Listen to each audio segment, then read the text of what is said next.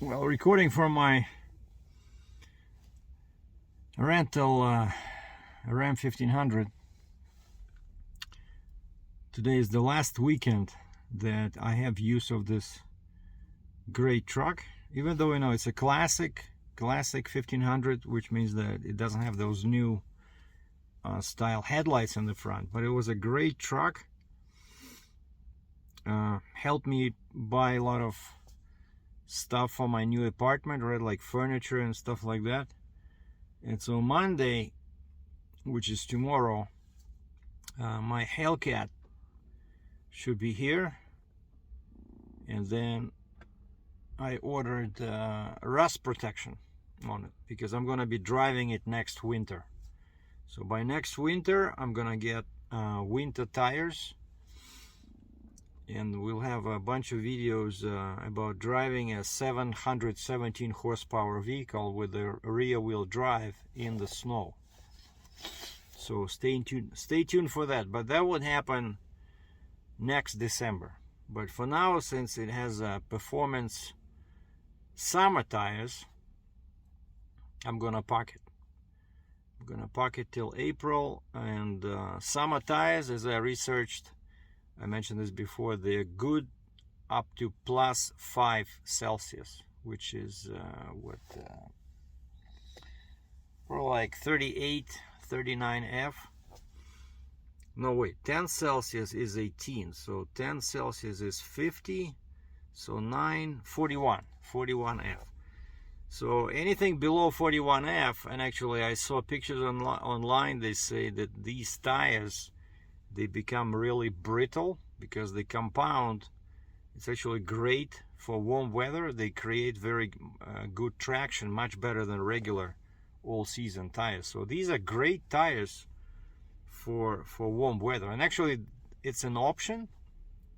Believe it or not, the dealer paid $600 Canadian for this, because I looked up online. If you go with the regular all-season tires, it's default, it's free, included with the price. But if you want performance summer tires, it's plus $600. And why they went with summer tires is because they ordered the car, I think they said either June or July this year. So they waited 5 months, right? And so they thought they would receive it much sooner, and it's only coming now. And yeah, for the past 2 weeks it's been sitting at a rail yard, which is really ridiculous. It's right somewhere here around Calgary, where I am right now. And so the car is sitting somewhere. It takes them 2 weeks to deliver from a rail yard near the same city to the dealer. But what do you do? I double checked with the manager, called my sales guy. Oh, he's busy, he's with a customer. Okay, left him a message, nothing. Send him an email, nothing. Finally called again the receptionist, said, can I please talk to sales manager of my sales guy? Because I know actually my sales guy, he does not have access to the positioning software. Like, he cannot see where my car is, right? But the because he was telling me about this, he says the sales manager, I have to, like, when I asked him before, he says, oh, I have to talk to the sales manager, he's not here, because only he can do it on his computer. And so I called the reception again on Friday. I said, is sales manager in by any chance? And she said, oh yeah, let me see if he's available. And so he was available, and he remembered my name. He says, yeah, I looked it up for you. It's he says we should get it Monday. And he says, if we get it like early in the morning, you can pick it up in the afternoon, or maybe Tuesday. And I said, what about the rust protection that I ordered? Are you guys gonna send it out to third-party company like I did my Dodge Charger, right, at a 3M company, a dealer? And he says, no, we're gonna do it in the house. So that's good news, because that means that it'll save me time. So I'm pretty sure I should get the car Tuesday. And as I mentioned in the previous video, I've been watching these horror stories about the guy was just turning right in front of me, like this far away from my bumper. And so when and I asked the sales manager, I said, could you please ask your shop to give me, a bit more air, because I said I'm putting it in storage until spring. I know the recommended air pressure is, let's say, 32 psi, but it's gonna sit in the warehouse. Would you mind just asking your mechanics just to give me a bit more air, more than usual? And he says, okay, we can do that. So he was pretty cooperative.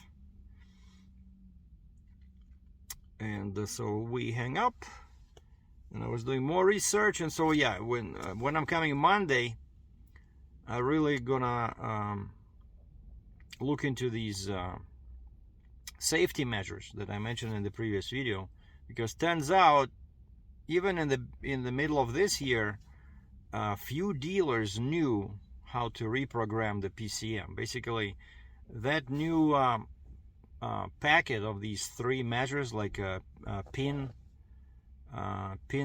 code start. If you don't put the pin, it reduces the power to 3 horsepower, 2.8 horsepower, something like that, right? And the second one is fob cloning disable, and the last one is enhanced security system, where it'll sense vibration on windows and movement inside, and tilting angle of the car when they try to tow it away. Of course, it's all these alarms.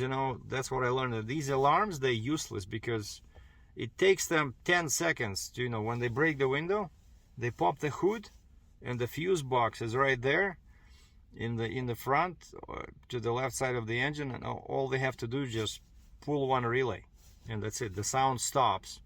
Like the lights will keep flashing, but the sound will stop. And so I don't know, unless there's a battery, like some of these third-party alarms, right? They would have their own battery hidden somewhere, and so you cannot just disable it. I think, like, definitely. So I'm gonna look into this Monday.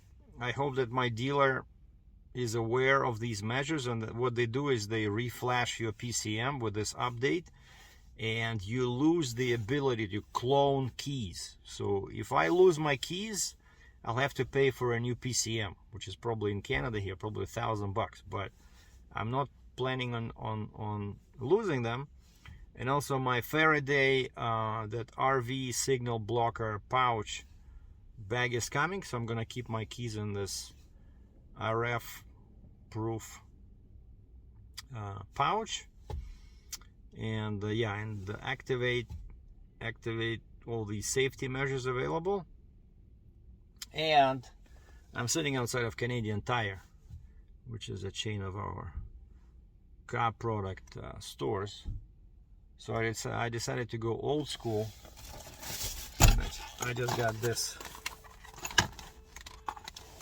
Yeah, this is the most expensive steering wheel club. The club, because they were cheaper ones. Like the cheaper ones, they would say $1,600. Then the more expensive ones said $1,800, like probably in damage they can compensate or something. And then this one is $2,000. This one was the most expensive, and actually it feels pretty heavy, And I don't care. I know they can, if they have like a portable saw. What somebody was saying online, like, of course, all this stuff, it's just, it's not making your car, immune, but what it does, it definitely increases the time, right? So whereas, let's say if your car is totally not protected and they can clone the key, they can do it in 1 minute. Break the window, open the compartment under the dash, clone the key, drive away. Or put the car in neutral if it's not protected. And actually that's the other thing I'm getting, right? I'm getting this little metal piece that will protect that lever, right? So they pull that lever. Now the car is in neutral. They push it away, put it on a tow truck. The alarm sounds. They pull out the relay or the fuse. And so all this does, I want them to see this, right? Because this is so bright.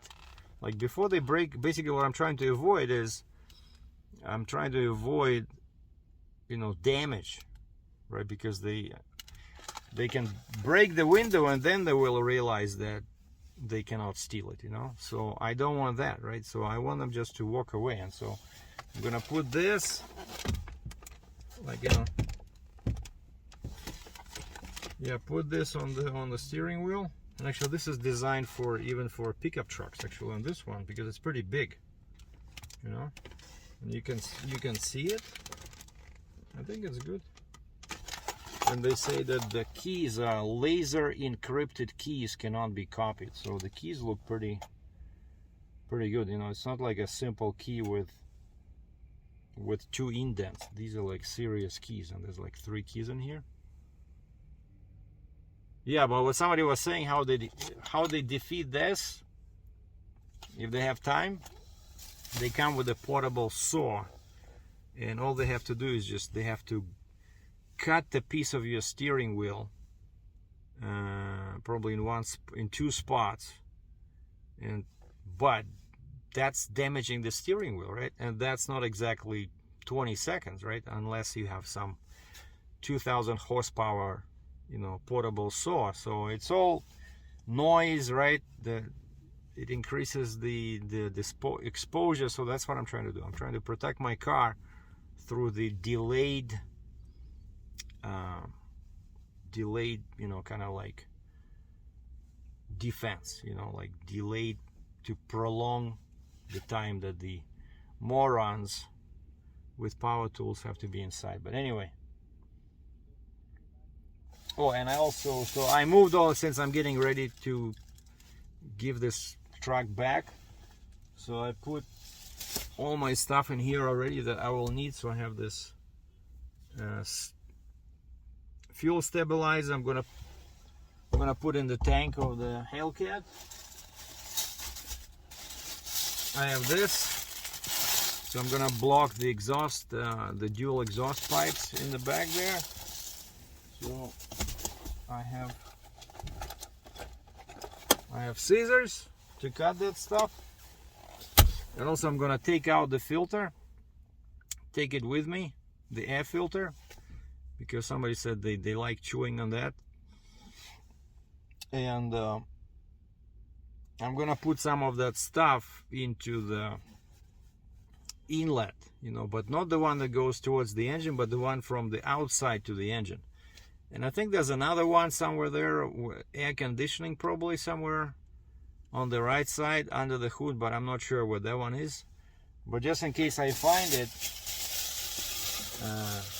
when I was inside the Canadian Tire, I asked the parts guy, I said, do you guys have any mouse or rat repellent, you know, pads, something that you can throw in your car just to create that smell that mice and rats don't like?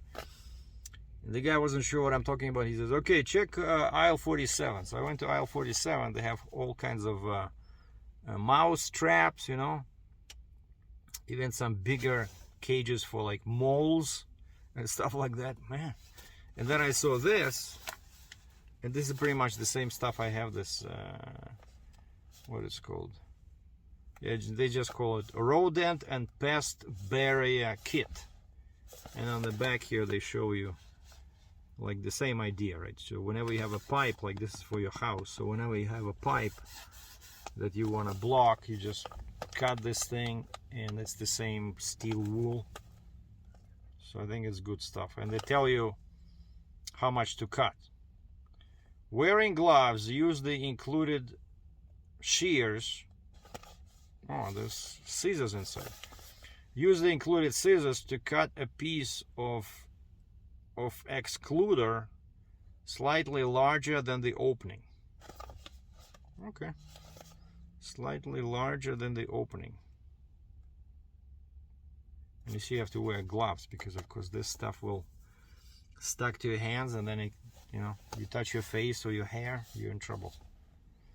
Trusted and recommended by pest professionals. And this was like $9 Canadian. Contains, oh, even gloves are included. This is pretty cool. Mice and rats, bats, flying and crawling bugs. Stops rodents at point of entry. And then this picture over here. So that's pretty cool. Yeah, I think it's good. So now I have this and I have this. And then yeah, the plan is in the summer, so I'm gonna go to a shop and I'm gonna ask him to install, I don't wanna mess with it myself, I'm gonna install that steel plate to lock out the neutral gear ribbon. And I'm gonna install a couple of kill switches somewhere here. Install a kill switch and then maybe go to a high-end car alarm place and install like a nice alarm, something with the, I'm not sure if my dealer will have that pin code thing, but I really want, I saw online, you know, like they install a actual, like a pad, you know, like something that you see on doors, you know, let's say like in a vault in the bank, there's a pad with numbers, right? So you have to enter numbers to open it. And actually I saw this on even on excavators. Even on excavators, a couple of times I was picking up when I was a trucker, I was picking up some excavators and there's a pad with numbers in there. And unless you know the combination, you cannot start the machine, you know. And I asked them, I said, what is this all about? And they said, oh, it's because there's been so much theft with excavators. So if people are stealing excavators, that's a very effective way to stop it. Like there's no alarm, there's nothing, it's just a pin pad. So unless you enter the correct number, the machine will not start, you know.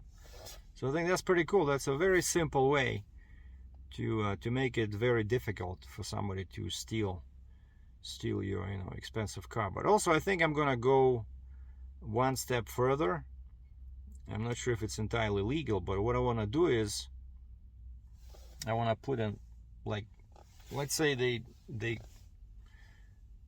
open the car, right? They get in, and I want to put like a timeout on that pad, saying, you know, something like, just as soon as they get in, as soon as the sensor, we're gonna put a sensor on the driver's seat. As soon as this computer senses that there's weight in the seat, so there's somebody in the seat, the timer will start on that pad.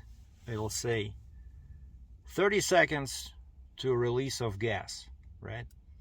Enter the pin. And so the timer starts 39, 38, 37.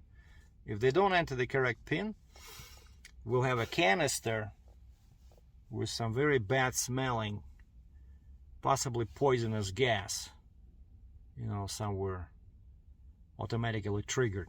But of course, since usually they break the window, I don't think it'll be very effective. So I might invest in a couple of bear traps. I was thinking like a couple of bear traps, you know, with a 5-inch chain hooked up to the frame. Well, actually no, that car doesn't have a frame, so I don't think, probably bear traps will not work. Maybe landmines. Maybe throw a couple of landmines around the car. I don't know.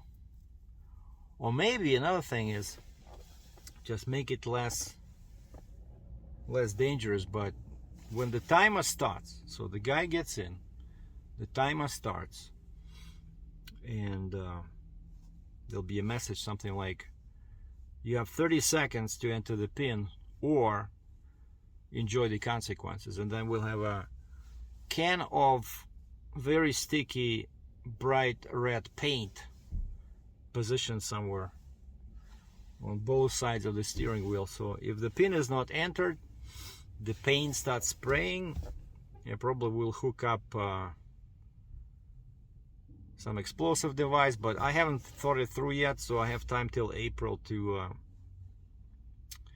figure out, you know, the maximum damage scenario, what I can do. So, well, of course I was joking, guys. So no traps, no booby traps, no bombs, no paint, but a high-end alarm with a pin code plate I think would be in order, plus the lockout of the neutral, plus fob cloning will be disabled, and the alarm clock, I mean the alarm will have its own fuses and its own battery power.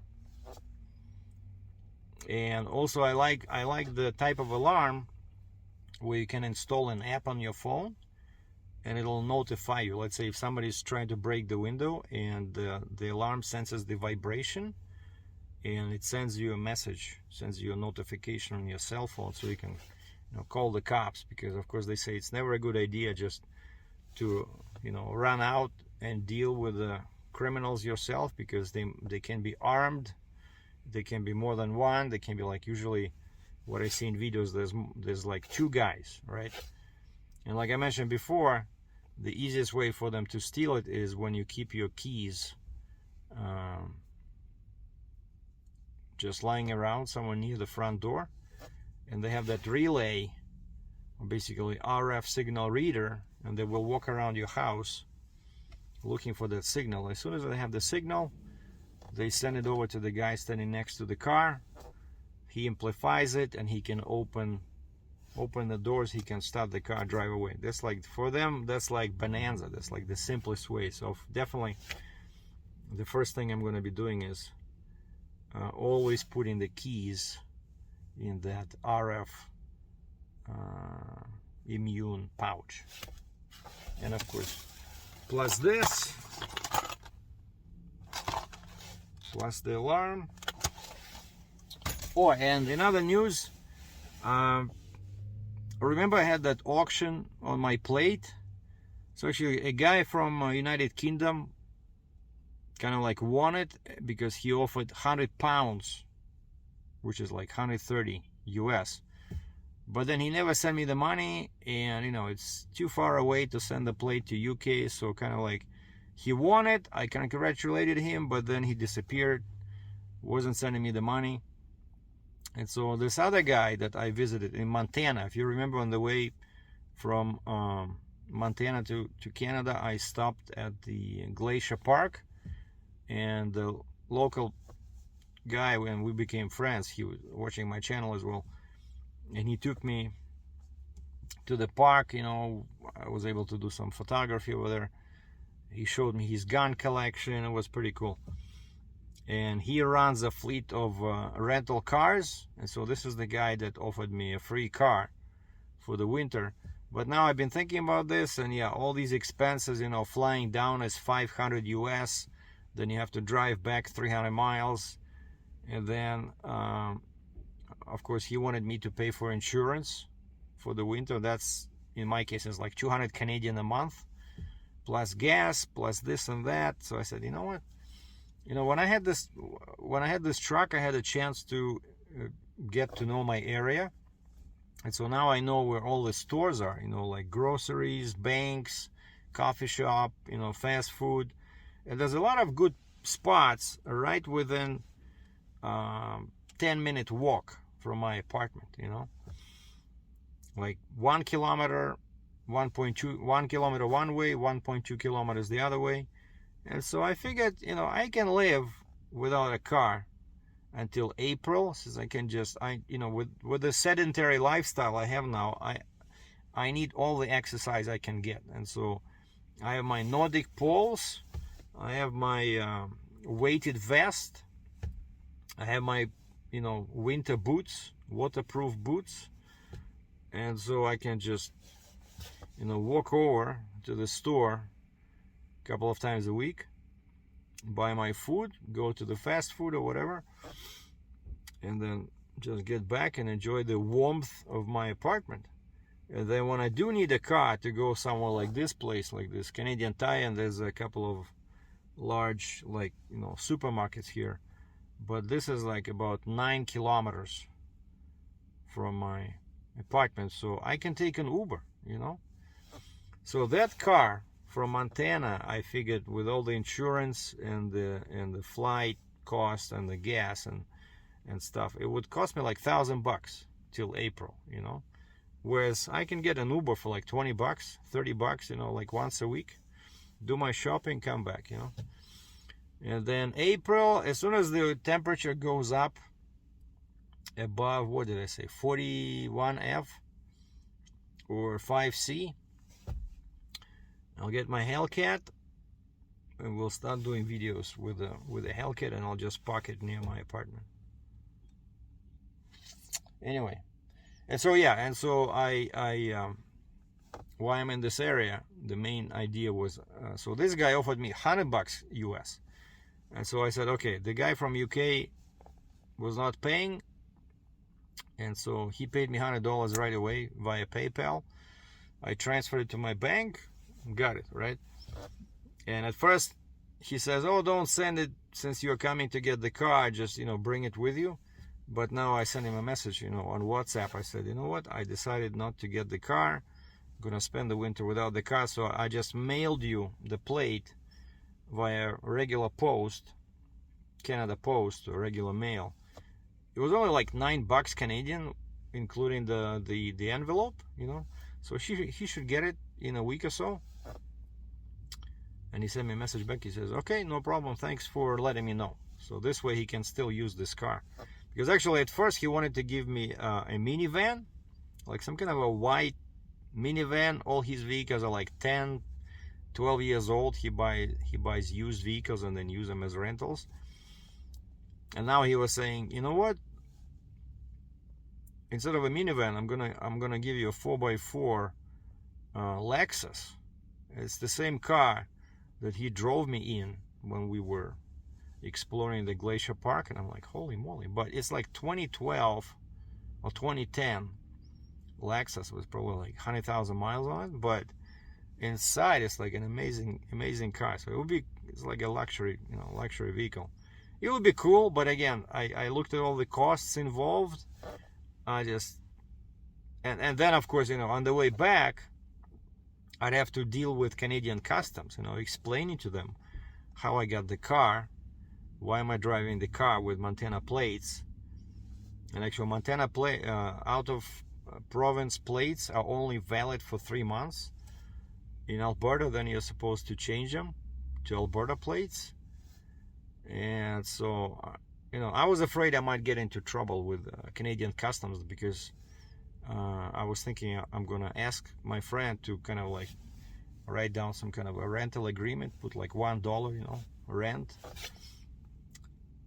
Otherwise Canadian customs might say, hey, as far as we know, you bought this car, right? So you have to pay 5% HST at the border. I mean GST, 5% GST sales tax. And that's just another possible, you know, headache, dealing with customs. And then how do you get it back?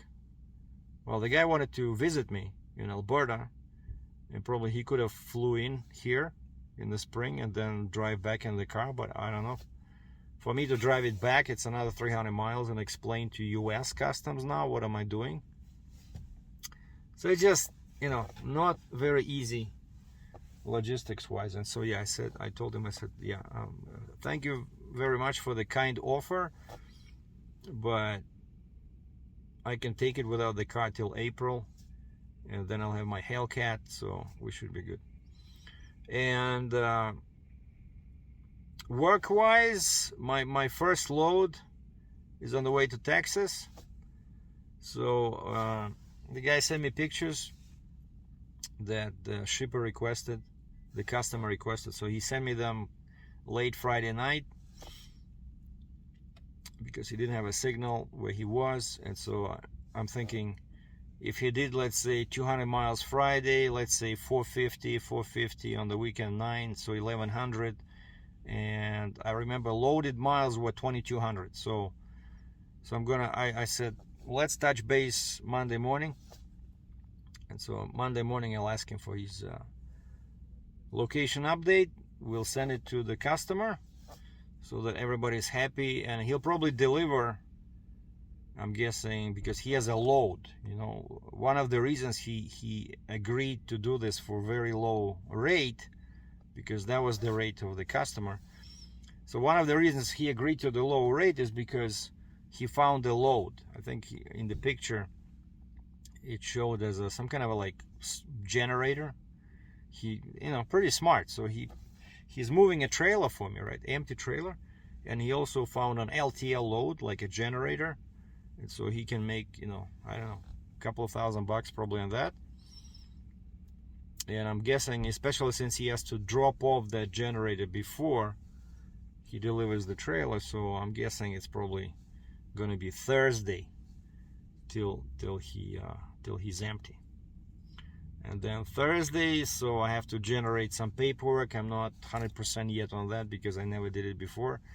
So for now, on our computer system, this guy's in transit, he's moving, and then I have to do something to show that the load is delivered, and the computer will generate and then he has to send us signed bill of lading, like proof of delivery.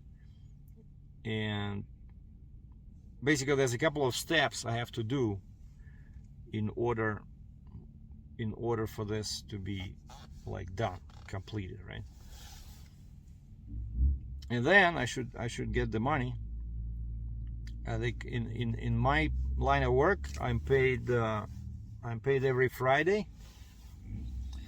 So if he delivers Thursday next week, I should be paid Friday. I'm gonna see my first paycheck, like very small, nothing to, you know, brag about, but feels very satisfying that finally I did my first load and the guy's actually moving with my load, 2,200 miles, you know, pretty cool. Oh, and yeah, as you might have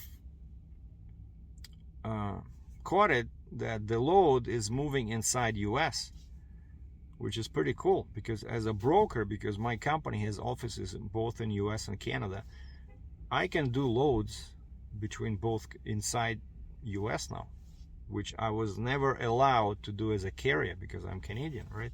So now I can do loads inside US, inside Canada, and between Canada and US. So pretty cool. Anyway, that's all I got for now. So now what I need to buy, the last item I need to buy, since I'll be walking to get my groceries, I need to buy a big backpack, because the one I have is like a photography backpack. It has too many compartments inside, you know. It's not good to carry food in. And I looked at Canadian Tire, but they're all like small and very expensive. So I think now I'm gonna go to Walmart and buy me a big cheap backpack. And then, you know, when I'm walking to the grocery store, this will be like my shopping bag. Put it on my shoulders, walk back. So, you know, 1 kilometer down, 1 kilometer back, 2 kilometers, so 20 minutes of walking. Good exercise. And then the last thing I gotta do before I give back the truck, just fill up the tank, because they gave it to me with a full tank. And the dealer said they'll give me the Hellcat with full tank as well. I hope they realize that the Hellcat requires premium gas, because it's a 6.2 supercharged engine. I hope they don't go cheap on me and fill it up with a 89 or 87. I need at least 91. Anyway, have a good weekend, boys and girls. Sorry for a long video, but wanted to share all these little things I've been doing recently and getting ready